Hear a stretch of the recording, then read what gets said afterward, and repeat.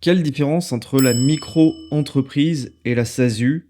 Très souvent, les entrepreneurs se posent la question soit d'opter pour la micro-entreprise, soit d'opter pour la SASU. Et aussi, quand vous atteignez un certain seuil au niveau de votre auto-entreprise, micro-entreprise, vous pouvez envisager de passer en SASU. On envisage très rarement le RL parce qu'aujourd'hui, honnêtement, la SASU pour un entrepreneur individuel, c'est l'idéal. Alors bien évidemment qu'il y a des cas particuliers, parfois l'ERL est aussi intéressante, mais souvent on a un arbitrage à faire entre la micro-entreprise et la SASU, notamment pour les personnes qui travaillent en remote, en ligne, heu, peu importe finalement l'activité, c'est une question qui va se poser à un moment donné si votre activité se développe. Alors déjà, il faut savoir que la micro-entreprise est très simple à créer. Ça coûte 0 € si vous passez par le site du guichet unique de l'INPI.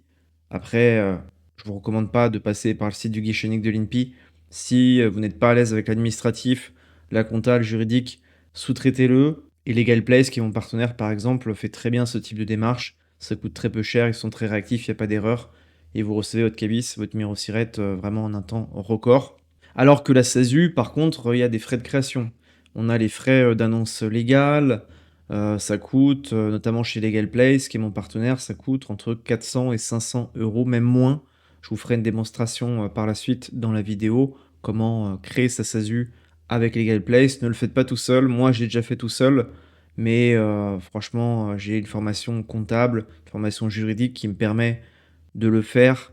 Je vais pas dire que c'est simple, ça me prend plusieurs heures parce qu'il faut rédiger les statuts, mais je l'ai déjà fait par moi-même, tout seul, sur le site, Infogreffe à l'époque et aujourd'hui maintenant c'est le site du guichet unique de l'INPI. En théorie, c'est possible de le faire tout seul, mais franchement, c'est quasiment impossible pour les personnes qui sont pas, dans le domaine juridique, comptable et cetera. Pour la micro-entreprise, en fait, c'est une entreprise individuelle au régime micro et votre responsabilité est illimitée, d'accord? Sauf si vous optez pour une EIRL ou le statut réel de l'entreprise individuelle, OK? Donc voilà, c'est votre personne, votre entreprise et votre responsabilité, eh bien, vous l'engagez quand vous êtes en micro-entreprise. Il n'y a pas de dissociation entre votre société et votre personne physique, comme c'est le cas avec la SASU. La responsabilité en SASU, elle est limitée au capital social, d'accord? Donc à vos apports. Au niveau du capital social, en général, en SASU, on met, entre 500 € et 1 000 € de capital social. Ça amène de la crédibilité à la boîte. En théorie, c'est possible de mettre 1 € en SASU, mais j'ai jamais vu de capital social à 1 € pour être très honnête avec vous. Systématiquement, c'était, allez, entre 100 € et 1 000 € de capital social, mais en général, c'était 1 000 €. Au niveau de la fiscalité en micro-entreprise, donc vous êtes imposé au barème progressif de l'impôt par défaut, comme tout le monde, sauf si vous optez pour le versement libératoire de l'impôt, et c'est en fait un pourcentage de votre chiffre d'affaires que vous allez payer chaque mois, chaque trimestre, et qui correspond au montant de votre impôt. Donc par exemple, pour les prestataires de services, c'est 1,7% d'impôt à payer en même temps que les cotisations sociales chaque mois, chaque trimestre. D'accord? Donc ça, c'est intéressant pour la plupart des micro-entrepreneurs. Après, au-delà du seuil de 28 000 € de revenu fiscal de référence, vous passez au barème progressif de l'impôt et là, l'impôt sera, potentiellement plus élevé. Alors qu'en SASU, en fait, c'est votre société qui supporte l'impôt, ce qu'on appelle l'impôt sur les sociétés, IS. Donc on a un taux réduit qui est à 15, OK? Après, au-delà de ce taux réduit, vous avez 25 de taux d'IS, mais bon, ça change, très, très régulièrement. Ce qu'il faut garder en tête, c'est que vous avez un taux d'IS à 15 en taux réduit et c'est la société qui supporte cet impôt. On fait la différence entre le chiffre d'affaires et les frais et on arrive soit sur un bénéfice, soit un déficit. S'il y a un déficit, il n'y a pas d'impôt sur les sociétés. S'il y a un bénéfice, il y a un impôt sur les sociétés qui est en général 15 de ce bénéfice. OK? Vous pouvez quand même en SASU opter pour l'IR, d'accord? Donc l'imposition au barème progressif, c'est tout à fait possible, mais c'est valable pour 5 années. OK? Et après, il faudra repasser au régime de l'impôt sur les sociétés. Donc là, tout dépend de votre situation, de votre projet. Il y a pas de bonne réponse par rapport, à la SAS à l'IR ou la SAS à l'IS. Et par rapport à l'imposition, c'est pareil entre la micro-entreprise et la SASU, il y a pas forcément de bonne réponse. Ça dépend, de votre cas, mais en général, pour les, personnes qui ont une activité, seule, modeste, avec un chiffre d'affaires, inférieur à 6 000 €, 5 000 – 6 000 € par mois, c'est souvent plus intéressant de rester en micro-entreprise, OK? Il faut savoir aussi qu'après donc l'imposition du résultat au niveau de la société en SASU, si vous voulez, vous rémunérer via votre SAS, faudra être salarié, donc vous serez au régime général et vous allez payer énormément de cotisations sociales, quasiment, 50 de cotisations sociales sur votre, rémunération, d'accord? Donc ça peut être, impactant et ça va coûter très, très cher si vous salariez au niveau de votre SAS. Et pour vous rémunérer en SAS, vous avez aussi la seconde option qui concerne les dividendes. Beaucoup se versent des dividendes en SAS et c'est imposé à la flat tax de 30. Alors là, ils veulent la relever. Est-ce que ce sera, acté dans les prochaines semaines, prochains mois? On ne sait pas. Ce qui est sûr, c'est que les dividendes à 30, c'est 17,2 de prélèvements sociaux auxquels vous ne pouvez pas échapper et un acompte d'impôt de 12,8. OK? Il est possible d'imposer ces dividendes au barème progressif de l'impôt et de renoncer à l'acompte de 12,8, mais vous serez toujours redevable des prélèvements sociaux à 17,2. Donc au niveau des charges sociales pour, l'auto-entreprise, on est, en moyenne à 22 entre 22 et 25 de cotisations sociales sur le chiffre d'affaires, OK? Et ça inclut, la cotisation sociale pour la maladie, la retraite, la formation professionnelle et également l'invalidité décès. Tout dépend de votre activité. On est à 12,8 pour les vendeurs de marchandises, les activités de négoce en micro-entreprise et 22 pour les prestataires de services, OK? Auquel s'ajoute le versement libératoire éventuel si vous avez, souscrit pour cette option. Et pour la SASU, au niveau des cotisations sociales, c'est si vous décidez de vous verser un salaire, d'avoir un bulletin de paye, là, ce sera quasiment 45 du salaire de dirigeant qui sera assimilé salarié, qui sera versé en cotisation sociale. Donc ça peut être très lourd au niveau social et fiscal. Au niveau de la TVA, donc il y a une franchise de base sous certains seuils, OK? Donc là, c'est un fameux débat en ce moment au niveau, politique, peut-être qu'ils vont abaisser le seuil de TVA pour tous les auto-entrepreneurs à 25 000, alors qu'auparavant on était à 85 000 pour les vendeurs de marchandises et 37 000 pour les prestataires de services. Donc c'est un retentissement majeur et ça pourrait faire fermer, de nombreuses auto-entreprises s'ils abaissent ce seuil à 25 000. Donc on verra dans, les prochains mois ce qui va se passer. Mais pour le coup, il y a pas mal d'auto-entrepreneurs qui n'auront pas le choix de passer en SASU, en URL ou en entreprise individuelle si, les abaissements de seuil de TVA sont votés à l'assemblée. Et par contre pour la SASU, alors là, on est assujetti à la TVA dès le départ. Donc en général, la SASU, c'est intéressant pour les personnes qui ont pas mal de frais, pas mal d'achats, pour, les personnes qui ont des charges élevées parce qu'ils peuvent récupérer la TVA sur leurs achats et ils collectent la TVA sur leurs clients. Ce qui fait qu'au niveau TVA, c'est plus ou moins neutre pour, ce type d'entrepreneur-là, OK? Mais, par exemple, pour les micro-entrepreneurs, en général, la plupart n'ont pas, des charges énormes et pour eux, la TVA, c'est pas neutre. Ce sera un impact négatif, ça va diminuer leur marge et ça va même peut-être couler, leur boîte. Au niveau de la SASU, il y a pas de limite. Vous pouvez réaliser, des chiffres d'affaires, monstrueux en SASU, alors qu'au niveau de la micro-entreprise, le plafond pour les services, il est à 77 700 et pour les activités de vente de marchandises, 188 700 €. Donc vous voyez, ça laisse quand même, des marges au niveau de l'auto-entreprise, micro-entreprise. On peut faire quand même des beaux chiffres d'affaires. On peut faire, quasiment, 6 500 € de chiffre d'affaires par mois et rester en auto-entreprise. Donc on peut quand même faire du volume en auto-entreprise, mais on est limité par les seuils que je vous ai présentés, alors qu'en SASU, on n'est pas limité. Le ciel est notre limite. Au niveau de la rémunération pour l'auto-entreprise, donc le revenu net, c'est le chiffre d'affaires moins les charges sociales, moins l'impôt, OK? Et pour la SASU, la rémunération, eh bien, c'est soit un salaire en étant assimilé salarié, avec un bulletin de paye ou des dividendes. Et on peut faire aussi les 2. On peut mixer salaire et dividendes, c'est tout à fait possible, mais en général, on choisit l'un ou l'autre, OK? En sachant que le salaire en SASU, je le recommande pas parce que, OK, vous allez cotiser pour, la retraite, le chômage et compagnie, mais vous allez vous faire matraquer au niveau social. Moi, ce que je recommande en SASU, c'est de privilégier le versement des dividendes, c'est plus intéressant. Au niveau de la compta, donc elle est ultra simplifiée en micro-entreprise. On peut même dire qu'il y a pas d'obligation comptable en micro-entreprise à part tenir un tableau Excel avec des recettes et des dépenses.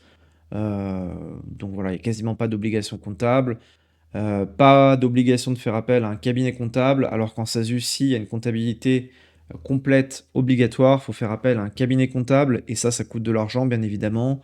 Il y a un bilan et une liasse fiscale envoyée aux impôts chaque année, d'accord, en fonction de votre date de clôture, et donc ça amène des frais.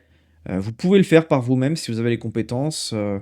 Moi, j'étais comptable auparavant en cabinet et voilà, c'est un métier. Après, si vous n'êtes pas dans le domaine, c'est même pas la peine de penser à le faire tout seul. Il risque d'y avoir des erreurs et c'est quand même très complexe, la fiscalité et la comptabilité. Donc, sous-traitez cette démarche, mais malheureusement, ça va vous coûter un peu d'argent, un peu beaucoup même. Par rapport à la micro-entreprise, voilà, se posera la question de passer en SASU si vous avez beaucoup de frais, beaucoup de charges, à déduire et si vous dépassez, les seuils que je vous ai présentés, là, 77 700 € en service ou 180 700 en vente, OK? Pour la SASU, c'est une structure très flexible. Vous pouvez, ouvrir votre société à d'autres associés, lever des fonds, vous pouvez faire un peu ce que vous voulez avec votre SASU, donc ça, c'est plutôt bien, OK? Et on peut se rémunérer quand même avec une fiscalité qui est, abordable, notamment via, les dividendes avec la flat tax à 30, OK? Et si vous avez, une situation fiscale personnelle pas très lourde, d'accord? Et que vous êtes imposé au barème progressif, vous pouvez renoncer à la compte d'impôt de 12,8 et finalement, être très peu fiscalisé au niveau des dividendes, au niveau de la SAS. Et si on veut encore plus optimiser, on peut créer une holding au-dessus de la SAS, d'accord? Comme une société civile holding, au-dessus de la SAS, la SASU, remonter les dividendes de la SASU à la société civile et bénéficier du régime fiscal mère-fille qui permet d'exonérer d'impôts tous les dividendes. Ça peut être un montage intéressant, mais il faut créer deux structures, la SASU plus la société civile. Et en général, c'est ce que font les personnes qui font le plus de chiffre d'affaires, qui font le plus de bénéfices. Ils remontent en général leurs résultats de la SASU sur la société civile et la société civile paye très très peu d'impôts sur la remontée de dividendes. Donc c'est hyper intéressant, c'est une niche fiscale qu'il faut connaître, ce régime mère-fille. Et voilà, si vous faites du volume, vous pouvez penser à ce montage fiscal. Donc en résumé, la micro-entreprise est idéale pour tester une activité avec peu de contraintes administratives et fiscales. La SASU est plus adaptée pour des projets ambitieux nécessitant de l'investissement avec une meilleure protection sociale et une fiscalité potentiellement plus avantageuse sur le long terme. C'est exactement ça. Micro-entreprise, c'est très bien pour démarrer, tester son idée. La SASU, c'est pour les gens qui veulent faire du volume et développer leur activité plus tard, investir, tout ça. Dans cette seconde partie, je vais vous montrer comment créer votre SASU très facilement et très rapidement avec Legal Place. Donc on va passer sur le site de Legal Place. Donc vous vous rendez sur le site Legal Place, les liens sont en description en premier commentaire. Vous cliquez sur Créer mon entreprise. Donc là, vous choisissez le secteur d'activité dans lequel vous entreprenez. Donc par exemple, si vous créez une SASU en restauration, vous mettez SASU restauration. Vous lancez votre activité seule, puisqu'une SASU, c'est à associé unique. OK? Si vous voulez plusieurs associés, vous avez l'option à plusieurs. Là, vous choisissez votre SASU. Dans quel délai souhaitez-vous créer votre société? Dès que possible, en général. Quel nom choisissez-vous pour votre société? Donc là, pour l'exemple, on va prendre AB Media. On a dit le secteur du commerce. S'agit-il d'un rachat de fonds de commerce ou de location-gérance? Donc ça, vous mettez la réponse en fonction de votre cas dans la restauration. Donc on peut mettre un rachat de fonds de commerce, oui.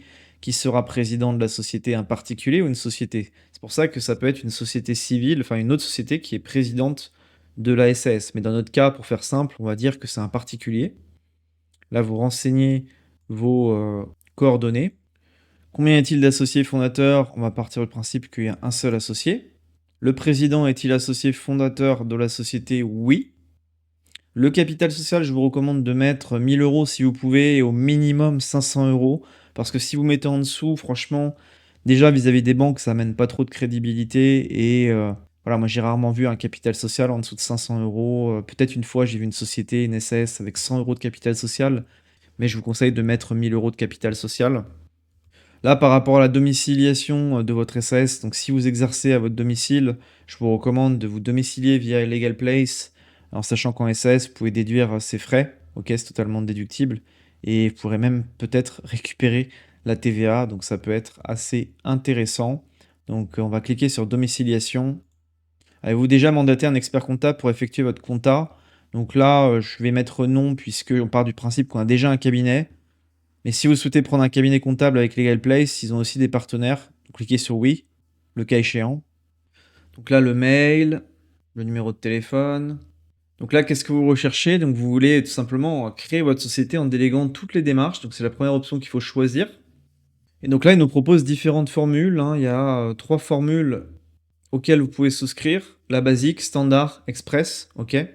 Donc si vous n'avez pas trop de moyens, il faut choisir, la basique. Alors, il faut savoir que c'est 0 € plus les frais de greffe obligatoires qui sont à 247 € hors taxes, OK? Ils s'occupent de rédiger vos statuts, ils font tout le dossier, ils l'envoient au greffe, OK? Et votre juriste vous accompagne jusqu'au CABIS. Si vous prenez la formule standard à 99 € hors taxes, ce qui est bien, c'est que vous avez un rendez-vous avec un juriste pour déléguer votre dossier. Et l'express, tout est inclus. Il y a un traitement en priorité, assistance juridique illimitée et rendez-vous avec un juriste pour déléguer votre dossier. Donc franchement, le tarif, il est ultra compétitif, ça coûte vraiment pas cher. Vous allez obtenir votre cabis à votre numéro SIRET, à mon avis, en quelques jours ouvrés, ça va être très très rapide. Et donc, vous avez la possibilité, en théorie, d'ouvrir votre SASU pour 0 € hors taxe et juste payer les frais de greffe à 247 € hors taxe. Donc si vous n'êtes pas pressé et si vous n'avez pas forcément besoin d'un rendez-vous avec un juriste pour déléguer votre dossier, vous pouvez prendre la formule basique. Après, je vous recommande quand même de prendre au moins la formule standard pour avoir un rendez-vous avec un juriste afin de déléguer, votre dossier, d'être au clair sur ce que vous voulez et qu'il y ait pas d'erreur dans les statuts, dans votre dossier. Si vous prenez la basique, il y aura pas d'erreur, mais c'est quand même bien d'avoir un entretien avec un juriste pour que le dossier soit le plus carré possible. Donc moi, je vais choisir l'option standard. Et là, il nous repropose un comptable. Il faut savoir qu'en SASU, vous aurez l'obligation d'avoir un comptable. Donc, vous pouvez passer par eux, c'est pas très cher. Il y a aussi d'autres cabinets en ligne. Enfin, il y a vraiment pas mal de sociétés qui proposent aujourd'hui une comptabilité très peu chère. Ok, donc vous pouvez comparer les différentes offres. Là, je vais mettre que je suis pas intéressé pour le moment.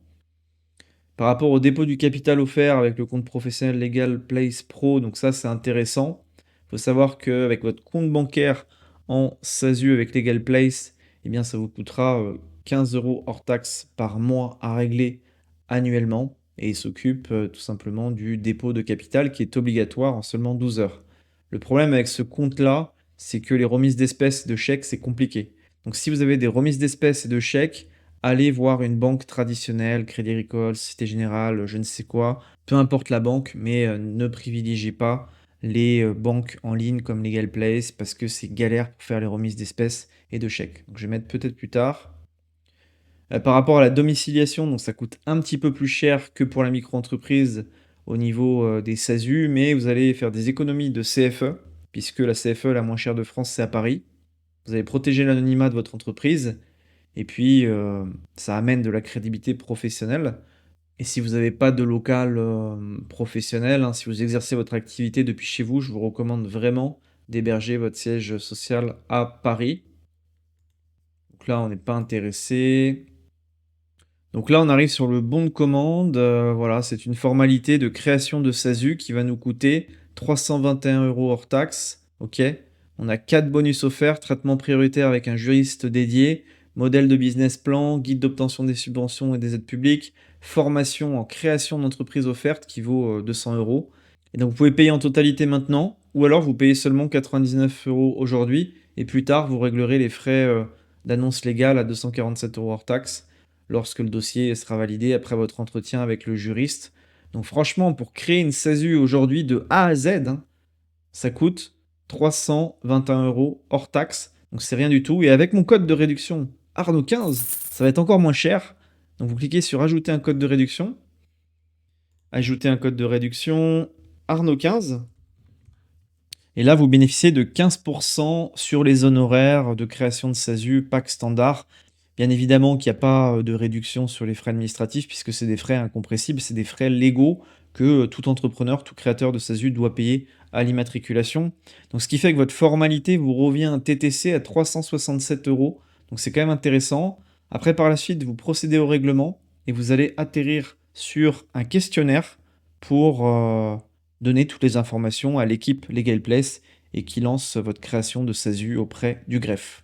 Donc on vous demande de ce questionnaire des informations personnelles, est-ce que vous avez un justificatif de domicile, quelle est votre activité, qu'est-ce que vous faites exactement, et vous allez également avoir un appel, un entretien avec, votre juriste dédié qui va récolter toutes les informations, vous donner du conseil et faire en sorte que cette création de SASU, se passe, super bien.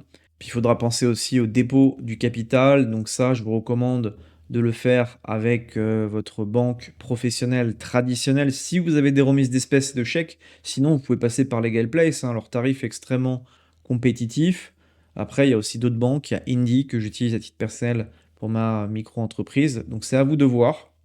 Et on va vous demander également des justificatifs d'identité, on vous demande, le justificatif de domicile et ça, il faudra les transmettre au format PDF. En tout cas, c'est, votre rendez-vous avec, votre juriste, avec votre expert qui va vous aider à ficeler votre dossier et quand ils auront toutes les informations, ils enverront votre dossier au greffe et votre SASU, sera créé et franchement, ça peut se faire vraiment en quelques jours ouvrés, c'est très rapide, ils sont très réactifs et comme vous l'avez vu, finalement, aujourd'hui, la création d'une SASU coûte 367 euros.